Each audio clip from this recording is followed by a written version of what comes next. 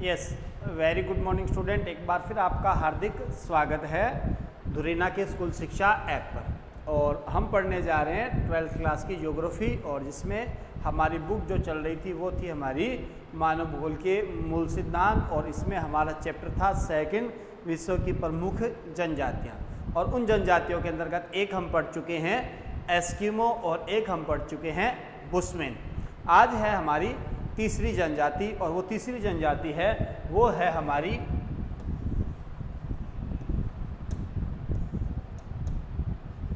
भील। और एक इसके बाद आपके है तो वो हमारी नेक्स्ट रहेगी, वो रहेगी गोंड, जो यहाँ आपके सिलेबस में है। अब यहाँ भील जो जनजाति, उस भील जनजाति को लेकर जो भी जितनी भी मुख्य बातें हैं वो सारी बातें। तो भील जो जनजाति है, उस भील जनजाति के बारे में अगर देखा जाए तो इस भील जनजाति का जो ये शब्द है या इस शब्द का संबंध है, तो भील जो शब्द है वो है किससे संबंधित है? द्राविडियन भाषा। द्राविडियन भाषा, और उस द्राविडियन भाषा के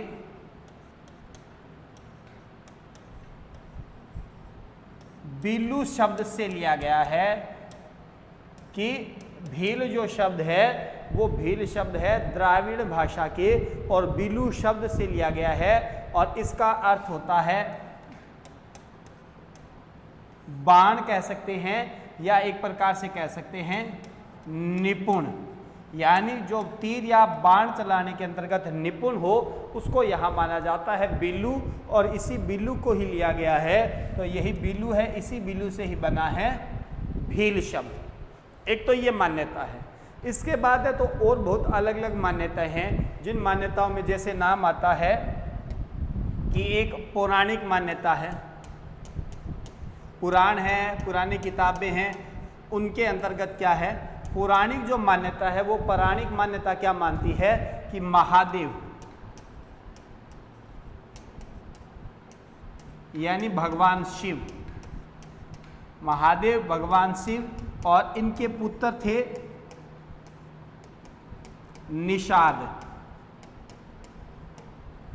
की पौराणिक जो मान्यता है, पुराण है या पुराने समय की जो किताबें हैं वो ये कहती हैं कि महादेव या भगवान शिव के पुत्र निषाद, और इन्होंने क्या कर दिया था? भगवान शिव का एक बैल था नंदी, और इस नंदी बैल की और इस निषाद ने क्या कर दी? हत्या कर दी, इसको मार डाला। तो फिर क्या हुआ? निषाद को यहाँ क्या दिया गया?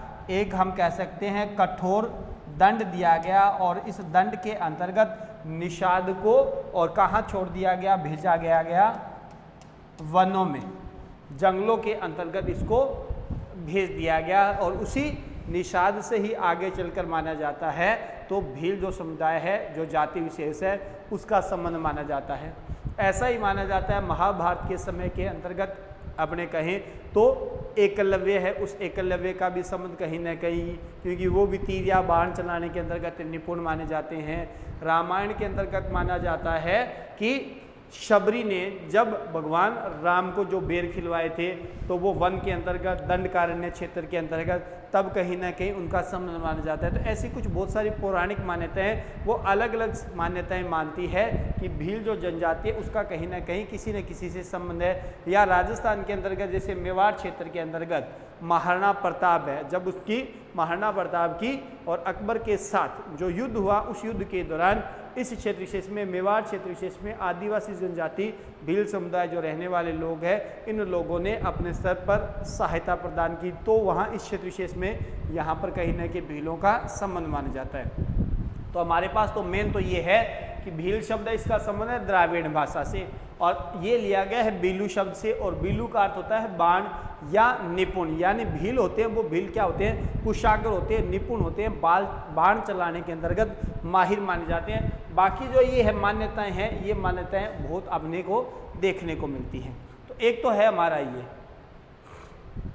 दूसरी बात आती है तो वो क्या है, वो देखें, वो है कि जो भील है, भील ये जनजाति है,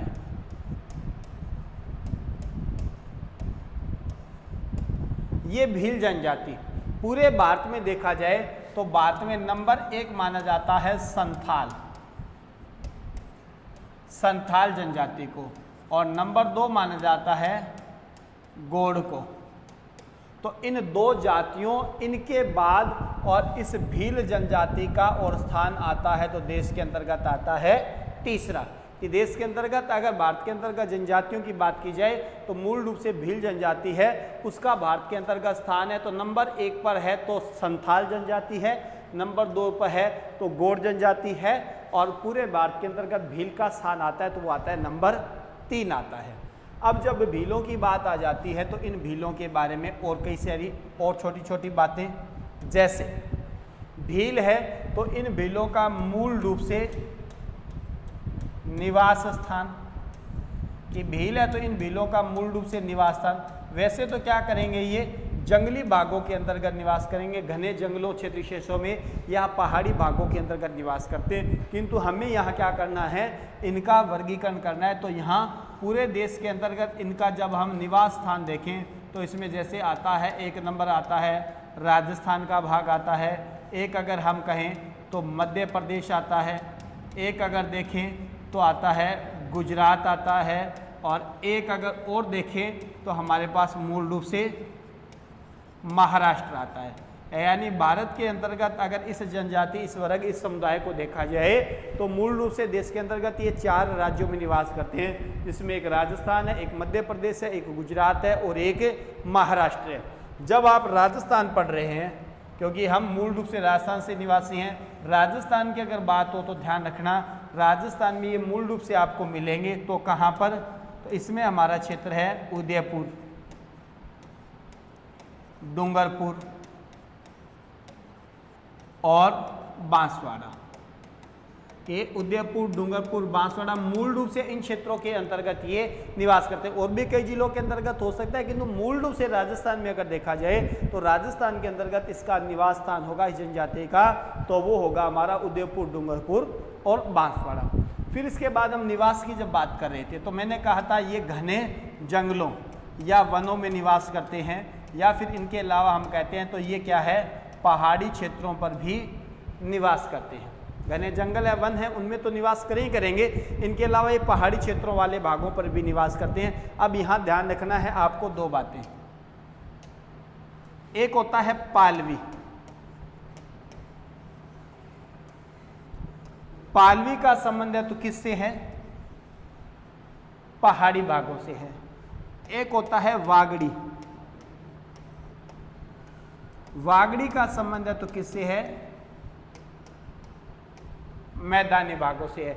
यानी जो भील हैं, इन भीलों के भी 2 अलग अलग वर्ग देखने को मिलते हैं, जिनमें एक आता है पालवी, और पालवी जो समुदाय है वो है तो पहाड़ी भागों पर या ऊंचाई वाले हिस्सों पर निवास करते हैं, और एक आता है वागड़ी, तो वागड़ी निवास करते हैं कहाँ, मैदानी भागों पर। अब जो अभी हमने जितना पढ़ा है उसको हम एक बार रिपीट करेंगे, उसके बाद इसको कंटिन्यू करते हैं। हमने क्या पढ़ा, हमने ये पढ़ा है कि भील समुदाय है, भील जनजाति है। इस भील जनजाति का शब्द अगर लिया जाए तो वो द्राविड़ियन भाषा के बीलू से लिया गया है, और इस बीलू शब्द का अर्थ होता है बाण या निपुण, या हम ये कहें कि बाण चलाने के अंतर्गत जो निपुण है, जो समुदाय है, जो जाति है, वो व्यक्ति विशेष है, वो है भील।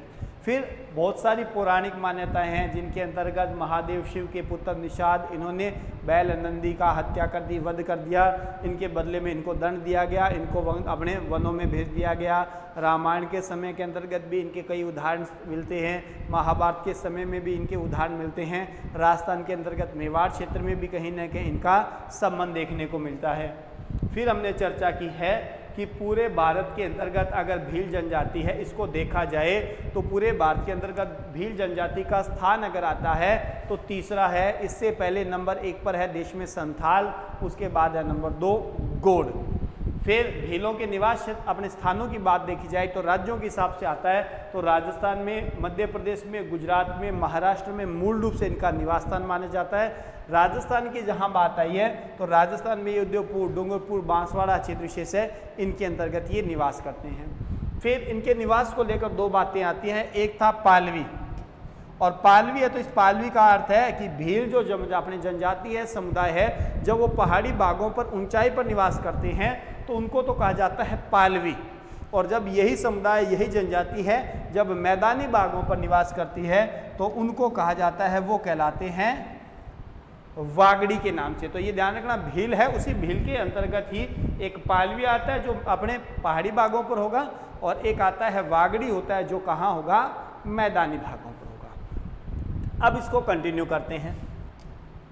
अब आते हैं इनकी क्या, इनका जीवन निर्वाह है।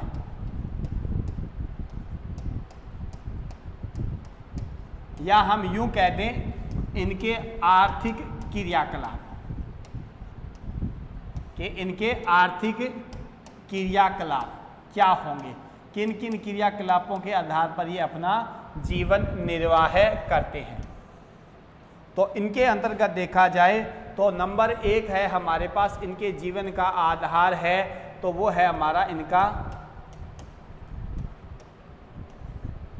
भोजन, कि इनके जीवन निर्वाह का आधार है तो वो है भोजन। अब जब ये भोजन करेंगे तो भोजन के अंतर्गत मूल रूप से ये क्या करते हैं, पूरे वर्ष भर हम कहें तो ये क्या करेंगे, उपभोग करते हैं मक्का का।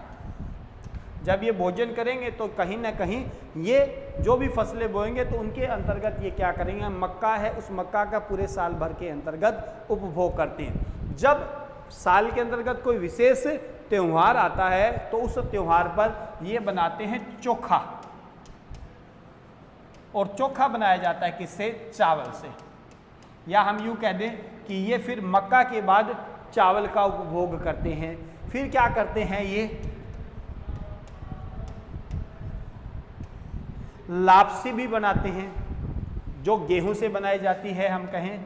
इसके बाद है ये छाछ को और आटे को मिक्स करके क्या करते हैं, राबड़ी जैसा पेय पदार्थ है तो उसको भी बनाएंगे, उसका भी उपभोग करते हैं। अब ये तो हो गया पूर्ण रूप से एक प्रकार से शाकाहारी। जब बात आती है तो ये क्या होते हैं, ये लोग मांसाहारी भी होते हैं। ये लोग हैं तो ये क्या है, मांसाहारी भी हैं, जिनके अंतर्गत किसी भी प्रकार से जिन भी जीव जंतुओं का शिकार किया जाएगा। अब ये शिकार वाली बात आएगी तो यहाँ आ जाएगा। तो जब भी ये किसी भी क्षेत्र विशेष में ये शिकार करेंगे तो शिकार के दौरान जो भी जीव जंतु इनको मिला है तो वो किए गए शिकार है, उस शिकार को भी ये भोजन के रूप के अंतर्गत ग्रहण करेंगे। फिर क्या है, ये क्या करेंगे, पेय पदार्थों में नशीले पदार्थों के अंतर्गत हम कह सकते हैं शराब का भी उपयोग करते हैं, और वो बनाई जाती है महुआ से। महुआ है तो उस महुआ के पौधे से बनी हुई शराब है, उस शराब का भी ये क्या करेंगे, सेवन करते हैं। तो मुख्य रूप से भोजन है तो भोजन में मूल रूप से इनका पूरे वर्ष भर में उपभोग होता है तो मक्का है। इनके अलावा ये चोखा है, उस चोखे का भी उपभोग करते हैं। चोखा का संबंध है तो ध्यान रखना यहाँ चावल से है। फिर है तो ये लापसी भी बनाएंगे, राबड़ी भी बनाएंगे, अन्य जो भी कोई भी भोज्य पदार्थ है उनका भी वो करेंगे। कंदमल, अपने कंद, फल फूल जो सब्जियां हैं उनको भी वो ग्रहण करेंगे। फिर ये मांसाहारी भी हैं, जो शिकार किया जाएगा वहाँ शिकार किए गए हैं उनको भी भोजन के रूप में ग्रहण करेंगे। ये शराब है तो महुआ से बनी हुई शराब है, उस शराब का भी ये क्या करते हैं, सेवन करते हैं। अब बात आती है इनकी नंबर 2, शिकार की, या हम यूं कह दें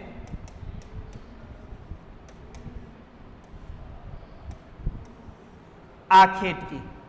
तो ये जो शिकार है या ये जो आखेट है, इसमें ये क्या करेंगे, इसके अंतर्गत किसी भी प्रकार से जो भी इनके पास तीर होगा या इनके पास जो भी भाला होगा या इनके पास जो भी किसी भी प्रकार से बर्छा होगा, तो इन उपकरणों का, इन यंत्रों का ये उपयोग करके और ये करेंगे शिकार। इनके अलावा ये क्या करेंगे,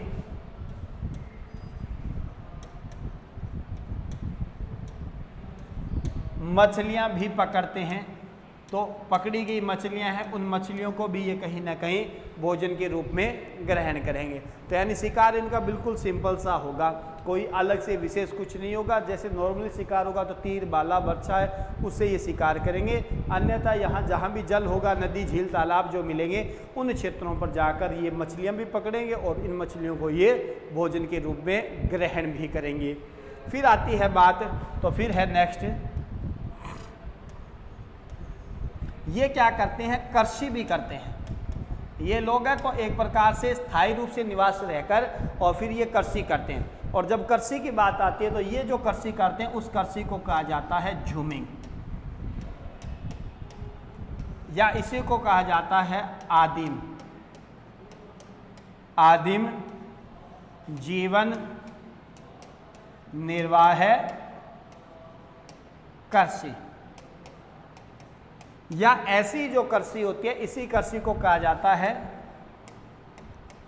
कर्तन दहन प्रणाली, या फिर इन्हीं कृषि को ही कहा जाता है तो ये कहलाती है स्थानांतरित कृषि। यानी ये लोग जब अपने क्षेत्र विशेष में कृषि करते हैं तो मूल रूप से इनके द्वारा जो की जाने वाली कृषि है वो झूमिंग है, या इन्हें कहा जाता है, इसी कृषि को ही कहा जाता है आदिम जीवन निर्वाह कृषि, या इसे ही कहते हैं कर्तन दहन प्रणाली, या इसे ही कहा जाता है स्थानांतरित कृषि। बिल्कुल सिंपल सी है, बिल्कुल ही सिंपल सी है। क्या होगा, कैसे होगा, सारी की सारी बातें, उस सारी बातों पर ध्यान देना भाई। इसमें क्या होगा, जैसे ये शब्द है कर्तन और दहन। कर्तन का अर्थ होता है वनों को काटना, वनों को काटना, और दहन का अर्थ होता है काटे गए जो वन हैं, पेड़ पौधे हैं, इनको जलाना। कि जो वन है, वनस्पतियां हैं, इनको काटना, काटने के बाद क्या करेंगे, ये उनको जला देंगे, और जलाने के बाद क्या बन जाएगी, राख बन जाएगी। अब यानी इन्होंने जो जंगली क्षेत्र विशेषों में जहाँ ये निवास कर रहे हैं वहाँ ये जीवन निर्वाह के लिए क्या करें, कृषि करेंगे। उस कृषि के दौरान आसपास के क्षेत्र विशेष में जो भी वन वनस्पति पेड़ पौधे इनको काट देंगे। काटना होता है वो कर्तन होता है, जलाना वो दहन होता है। राष्ट्र के अंतर्गत बन गई राख, राख होगी तो राख होगा यहाँ एक प्रकार से उर्वरक, या हम यूँ कह दें एक प्रकार से खाद। अब ये क्या करेंगे, जो क्षेत्र विशेष है जहाँ से इन्होंने भूमि साफ की है उस भूमि पर जब भी वर्षा होगी तो वर्षा के दौरान यहाँ ये बीजों का छिड़काव करेंगे, और छिड़काव करके और फिर उनको धीरे धीरे क्या कर देंगे, भूमि में मिला देंगे। कि यहाँ जैसे ही वर्षा होगी इस दौरान यहाँ पर ज़मीन के अंतर्गत ये क्या डालेंगे, बीज डालेंगे, और बीज डालने के बाद इनको यहाँ ज़मीन के अंतर्गत मिला देंगे। ध्यान रखना, बीज होंगे तो क्या होंगे,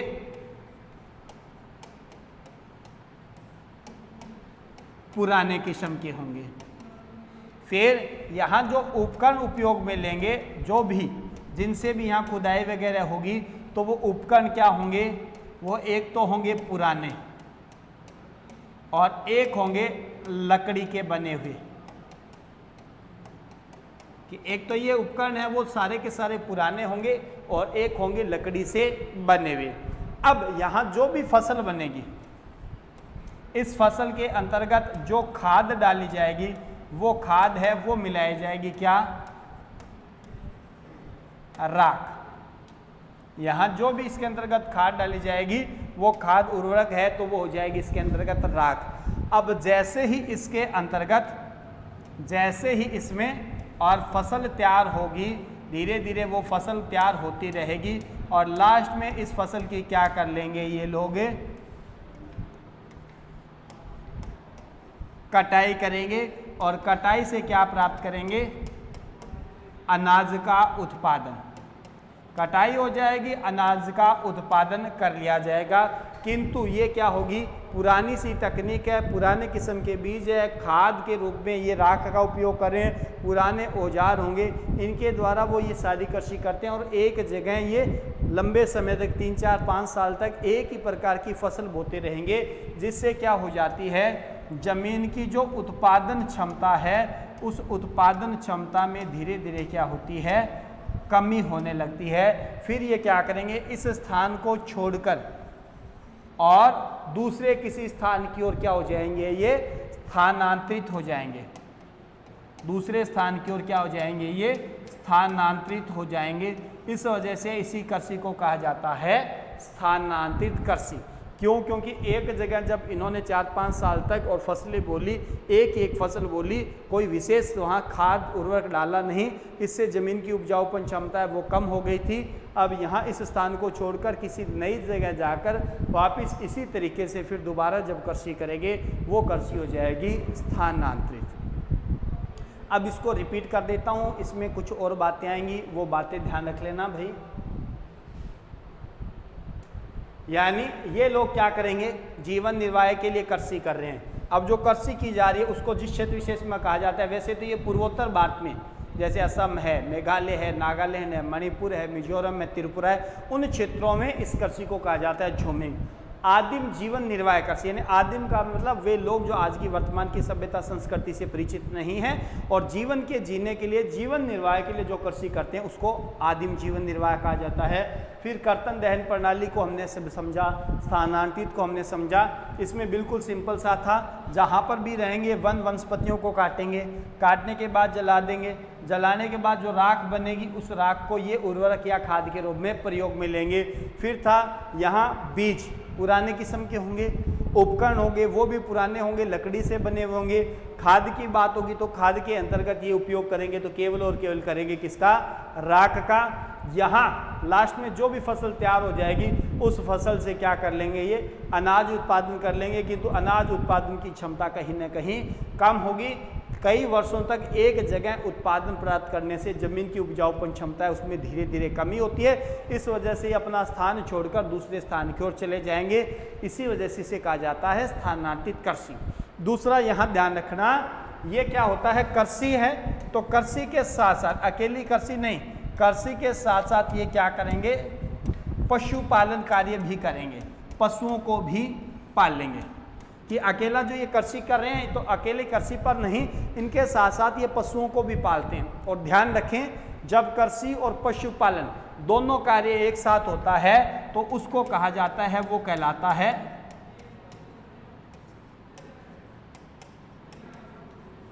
मिश्रित कृषि। जब कृषि और पशुपालन है दोनों एक साथ हो तो उनको कहा जाता है, वो कहलाता है मिश्रित कृषि। अब इनमें क्या विशेष आता है वो देखो। एक नाम आता है ची माता, एक आता है ची माता और एक आता है दजिया। एक है ची माता और एक है दजिया।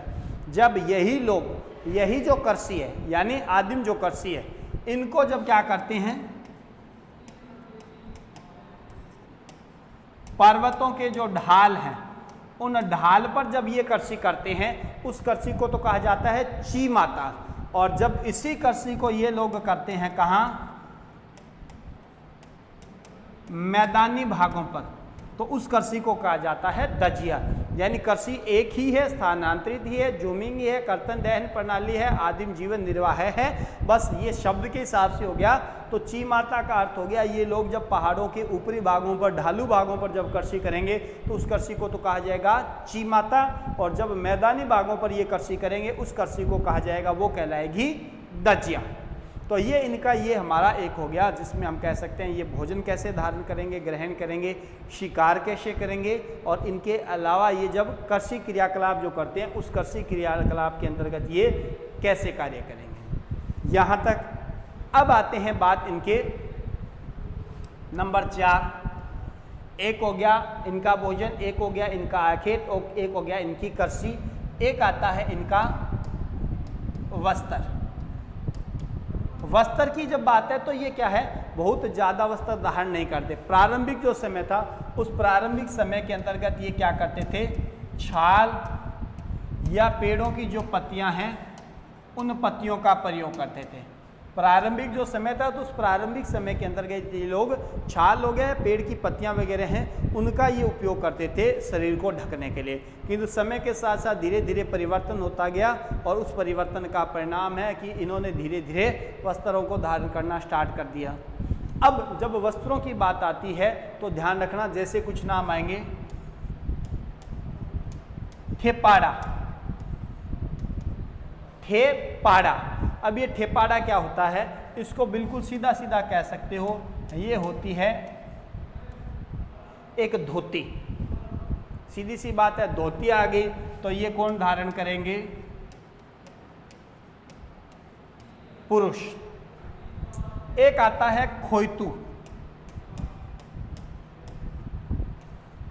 खोइतू, खोइतू होती है धोती किंतु थोड़ी सी क्या है, तंग है, यानी चिपकी हुई सी है, चिपकी हुई सी धोती है, उस धोती को कहा जाता है खोइतू। तो एक ठेपाड़ा है, धोती है, एक खोइतू है, वो भी धोती है किंतु क्या है, तंग धोती सी है, चिपकी हुई सी है। दोनों के दोनों ये जो वस्त्र है वो किसके लिए हैं, पुरुषों के लिए। एक शब्द आता है कच्छाऊ, एक होता है कच्छाऊ। अब ये कच्छाऊ होता है तो ये होता है घाघरा, और घाघरा आ गया तो इसका मतलब है ये किनके लिए पहनने वाला वस्त्र हो जाएगा, महिलाओं के लिए। अब इस घाघरे की भी विशेषता है, ये होता है कैसा,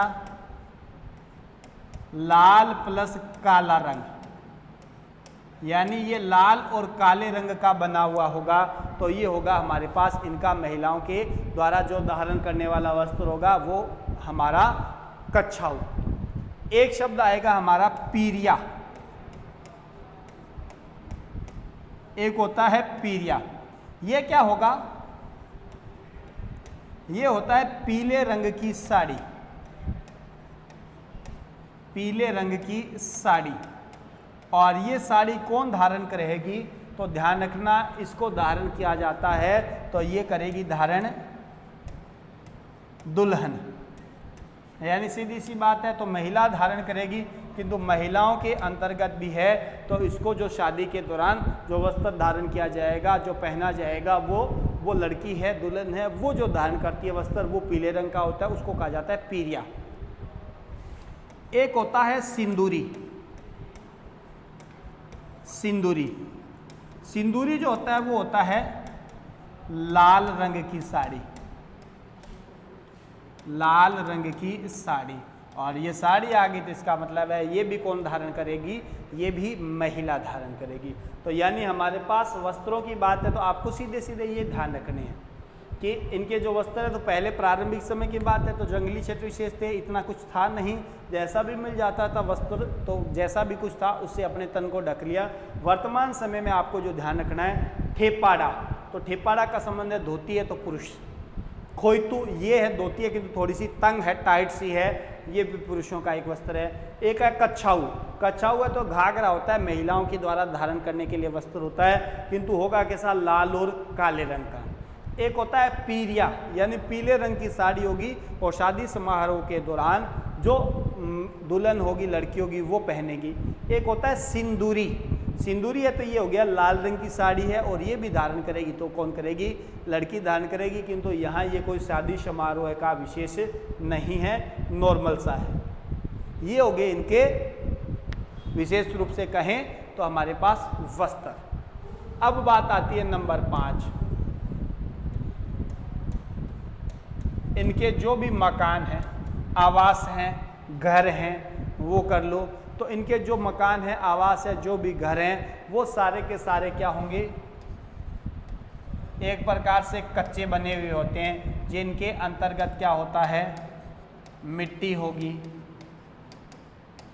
घास होगी,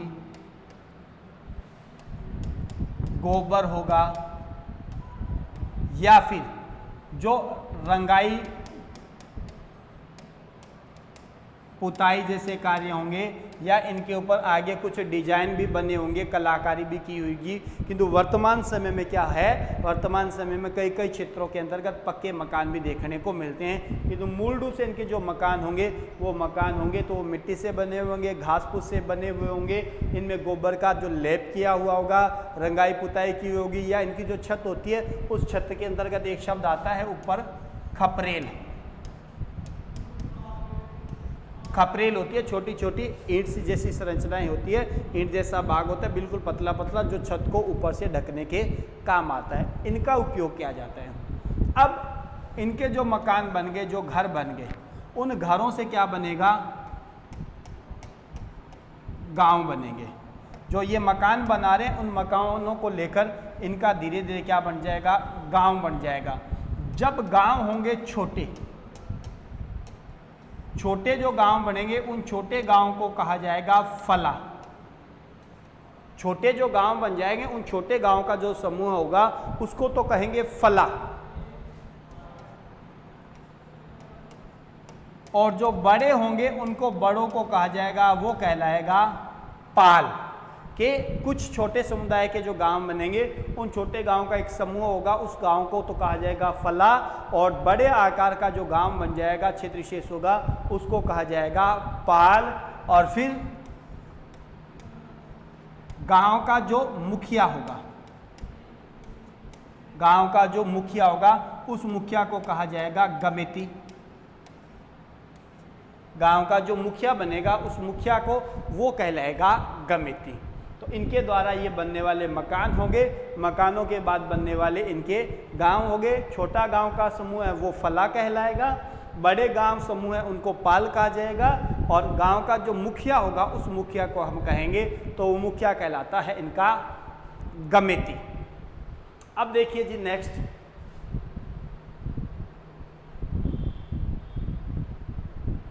नंबर 6, इनके धार्मिक संस्कार। अब जब इनके धार्मिक संस्कारों की बात आती है, रीति रिवाजों की बात आती है, तो वैसे तो ये जो इनका समाज होता है वो क्या होता है, पितृवंशीय होता है।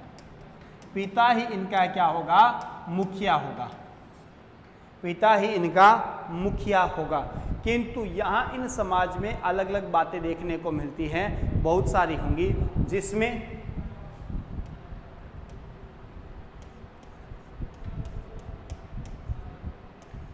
एक तो इनका होगा विवाह है। प्रत्येक जो भील है, जो वयस्क हो जाएगा, उनकी कहीं ना कहीं शादी होगी, उनकी कोई ना कोई पत्नी जरूर होगी, एक से ज़्यादा भी हो सकती हैं। किंतु जब विवाह की बात आती है तो विवाह में एक आएगा दापा। विवाह होता है तो उस विवाह में एक आता है दापा। दापा में क्या हो जाता है, वर पक्ष होता है, यानी लड़के वाले होते हैं, वो आते हैं लड़की वालों के घर, और वो क्या करेंगे, लड़के वाले, लड़के का पिता है वो लड़की के पिता को और लड़की का मूल्य देगा, उस मूल्य को कहा जाता है, वो कहलाता है दापा। यानी इसको हम कह सकते हैं वो होता है वधू का मूल्य। यानी लड़की को जो भुगतान दिया जा रहा है, पैसे दिए जा रहे हैं, वो जो ऐसी प्रथा होती है, ऐसा जो रिवाज होता है, उसको कहा जाता है दापा। यानी लड़के वाले आके, लड़की के घर आके, लड़के का पिता लड़की के पिता को और लड़की का जो वधू का जो मूल्य दिया जाएगा उसे कहा जाता है दापा प्रथा।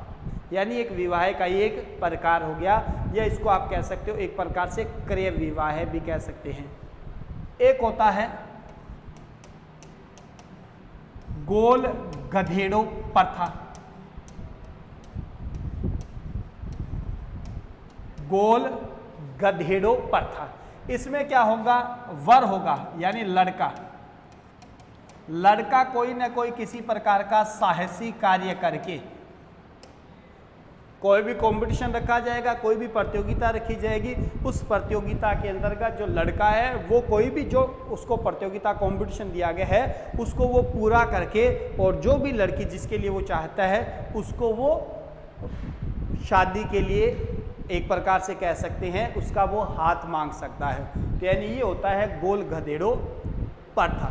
जिसके अंतर्गत किसी भी प्रकार की प्रतियोगिता होगी, उस प्रतियोगिता के अंतर्गत लड़का है वो साहसिक कार्य करके उस कंपटीशन को जीत के और जिस लड़की से शादी करना चाहता है उस लड़की से वो शादी कर सकता है। एक होता है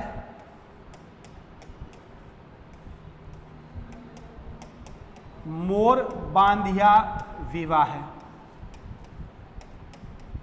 ये बिल्कुल सिंपल है। ये होता है कैसा, हिंदू रीति रिवाजों के अनुसार।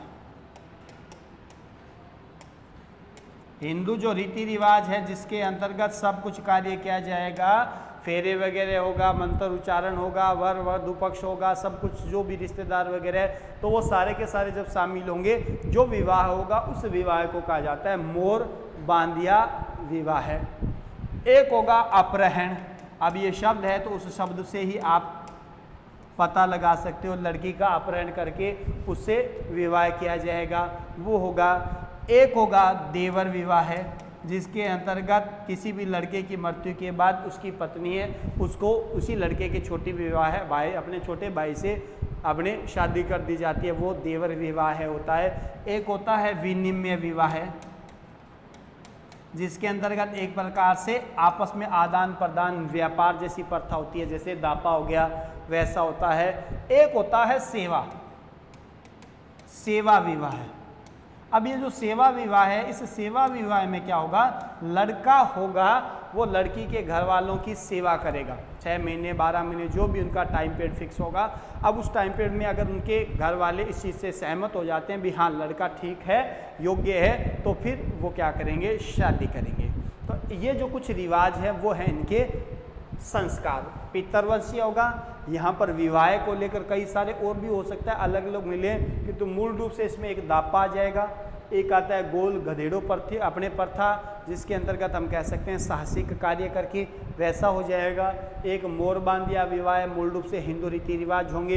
एक अपहरण हो गया, देवर विवाह हो गया, विनिमय विवाह होगा, सेवा विवाह होगा, क्रय विवाह हो सकता है। ऐसे बहुत सारे प्रकार आते हैं, किंतु हमारे यहाँ मूल रूप से ये कुछ ऐसे हैं। अब बात आती है धार्मिक संस्कार है, तो धार्मिक संस्कारों की ही बातें। धर्म की जब बात आ रही है तो धर्म में इनमें क्या होता है, इनका गोत्र होता है। इनका जो गोत्र होता है, इस गोत्र को कहा जाता है अटक, अटक कहा जाता है। और दूसरी खास बात होती है, जब इनका विवाह होता है तो अपने जो गोत्र है, अपने गोत्र से किसी दूसरे गोत्र के अंतर्गत इनका विवाह निश्चित किया जाता है। तो हमें यहाँ ये ध्यान रखना है, इनका जो गोत्र होता है उस गोत्र को कहा जाता है, वो गोत्र कहलाता है अटक कहलाता है। फिर अगर हम बात करें इन्हीं के अंतर्गत, तो धार्मिक जब रीति रिवाजों की बात है तो ये क्या करेंगे, देवी देवताओं को मानते हैं। और जब देवी देवताओं की बात आती है तो अगर आपने कभी जरूर पढ़ा होगा तो राजस्थान के अंतर्गत, राजस्थान में और डूंगरपुर जो जिला है, उस डूंगरपुर जिले के अंतर्गत एक जगह है वेणेश्वर, कि राजस्थान के अंतर्गत और डूंगरपुर जिला है, उस डूंगरपुर जिले के अंतर्गत और एक जगह एक स्थान है वेणेश्वर। उस वेणेश्वर नामक स्थान पर क्या है, एक मेला लगता है। और वो मेला कब लगता है, माघ पूर्णिमा को, यानी यूं कह दें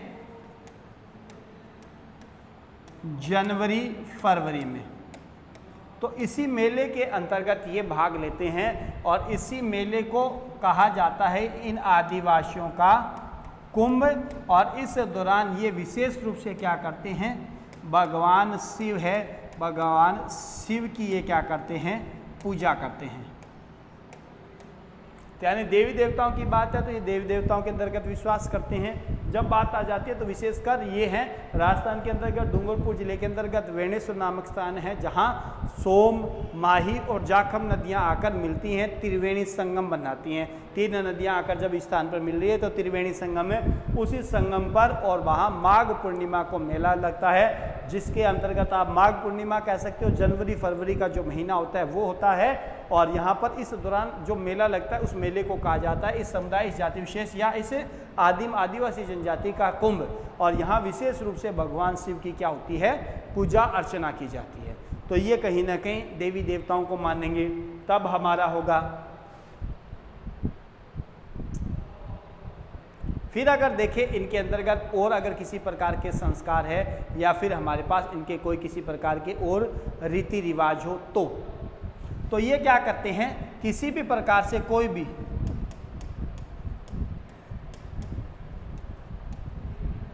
झाड़ फूंक जो करना है, किसी भी प्रकार से जो अपने एक प्रकार से अंधविश्वास जैसा हो जाए, कोई भी किसी प्रकार का तंत्र मंत्र है, जादू टोना है, किसी भी प्रकार की बीमारी है, उसको दूर करने के लिए जो भी झाड़ फूंक का कार्य होता है, जो करने वाला होता है, उसको यहाँ ये कहते हैं, वो कहलाता है भोपा। कि झाड़ फूंक जो करता है या एक प्रकार से इनके लिए एक डॉक्टर का जो कार्य करता है उसको ये कहते हैं भोपा। और जब कोई व्यक्ति किसी प्रकार से विशेष कार्य करता है जिसके अंतर्गत कोई उत्सव हो, उस उत्सव के अंतर्गत और किसी प्रकार का कोई मंत्र उच्चारण वगैरह, धार्मिक संस्कार वगैरह उसमें जब भूमिका निभाता है उसको कहा जाता है, वो कहलाता है भगत। वो कहलाता है इनका भगत। फिर क्या होता है, एक शब्द आता है बोलावा। बोलावा, बोलावा क्या होता है, मार्गदर्शक जो होता है, जो अपने रास्ता बताता है, तो उसको ये कहते हैं बोलावा। रास्ता बताने वाला मार्ग जो दर्शक होगा उस मार्गदर्शक को कहा जाता है, वो कहलाता है बोलावा। एक होता है फायरे। फायरे,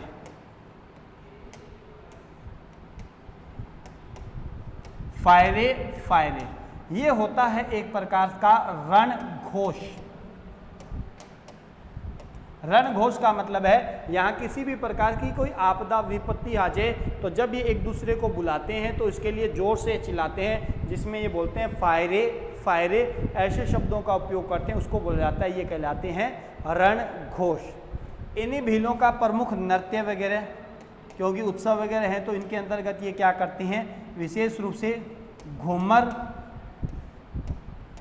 और गेर इनके प्रमुख नृत्य होते हैं। इनकी बात अगर देखी जाए तो फिर इनके कोई किसी प्रकार से उत्सव हैं तो उत्सव के अंतर्गत इनका एक दीपावली, एक होली, ये तो हैं ही।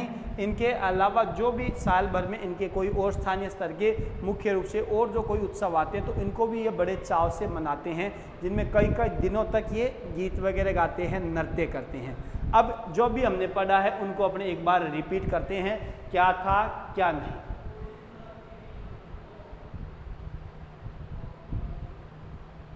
हाँ जी, अब देखो ये था सारा कि भील है, उन भीलों के द्वारा जो धारण किए जाने वाले वस्त्र होते हैं उन वस्त्रों को कहा जाता है। तो इनके लिए हमने कहा प्रारंभिक समय में छाल पत्तियों का प्रयोग करते थे। ठिपाड़ा पुरुषों के द्वारा एक धोती, खोयतू एक तंग धोती हम कह सकते हैं, कच्छाऊ घाघरा होगा महिलाओं के लिए लाल और काले रंग का, पीरिया पीले रंग की साड़ी होगी दुल्हन के लिए, सिंदूरी लाल रंग की साड़ी होगी तो वो भी महिला धारण करेगी। इनके मकानों की बात थी तो मकान कच्चे होंगे, मिट्टी घास फूस गोबर रंगाई पुताई ये बने होंगे, खपरेल की इनकी छत होगी। वर्तमान में इनमें परिवर्तन देखने को मिलता है।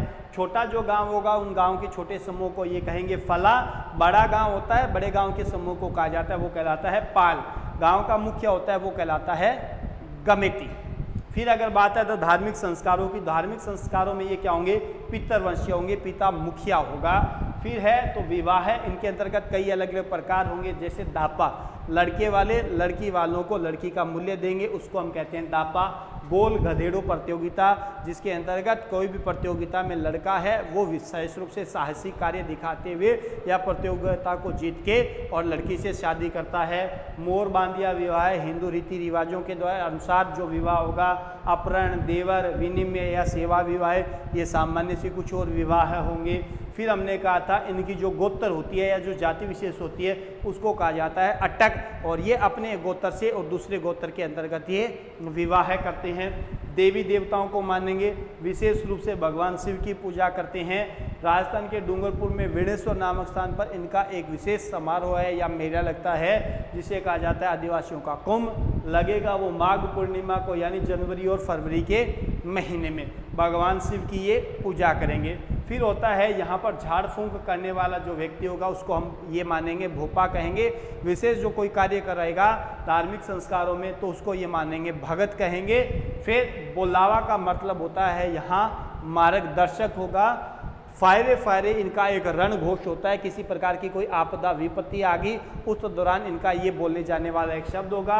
नृत्यों की बात होगी तो इसमें घूमर और गेर जैसे प्रमुख नृत्य होंगे, और इनमें विशेष उत्सव होते हैं तो दीपावली होगी, होली होगी या अन्य जो भी इनका कोई और उत्सव होगा वो उत्सव इनका कहलाएगा, जिसको ये बड़े धूमधाम चाव से बनाते हैं। अब ये सारी की सारी बातें हैं बीलों में। लास्ट में वही बात आ रही है कि वर्तमान में जैसे जैसे हम वर्तमान की सभ्यता संस्कृति से परिचित होते जा रहे हैं, ये भी लोग कहीं ना कहीं धीरे धीरे नवीनतम तकनीकें समाज है इनसे जुड़ रहे हैं, और जुड़ने के दौरान धीरे धीरे इनमें परिवर्तन देखने को मिल रहा है। ये भी कहीं ना कहीं धीरे धीरे शिक्षा धारण कर रहे हैं और धीरे धीरे अपने समाज अपने वर्ग को और ऊंचाइयों तक ले जाने की कोशिश कर रहे हैं। तो जी हमारे पास ये था विश्व में यहाँ प्रमुख जनजातियाँ, तो उन प्रमुख जनजातियों में एक एस्किमो, एक बुशमैन और एक हमारे पास भील। इसके बाद नेक्स्ट क्लास के अंतर्गत हम करेंगे तो वो होगी नंबर 4 हमारी गोंड जनजाति, जिसको हमने कहा था भारत के अंतर्गत दूसरा प्रमुख बड़ा जनजातीय समुदाय। तो उम्मीद है आप कंटिन्यू इन क्लासों को आप अटेंड कर रहे हो, देख रहे हो। मेन बातें उन बातों को हम यहाँ लिखकर समझाने की कोशिश करें। जो भी क्वेश्चन बनते हैं वो क्वेश्चन इनके बीच में से ही बनेंगे, इतनी हम उम्मीद कर सकते हैं। और रही बात समझ में आने की, तो इतना कुछ हार्ड वाला अभी टॉपिक है नहीं है। बस ये जरूर है कि ये शब्द थोड़े से अटपटे लगते हैं, याद रखना थोड़ा सा मुश्किल होता है, किंतु अगर इनको कंटिन्यू थोड़ा सा फॉलो किया जाए, रिपीट इनका किया जाए, रिवीजन किया जाए, तो ऐसा नामुमकिन भी नहीं। तो जल्द ही मिलेंगे नेक्स्ट क्लास में, तब तक के लिए अलविदा, धन्यवाद। आपका हार्दिक स्वागत रहेगा दूसरी क्लास में जल्द ही।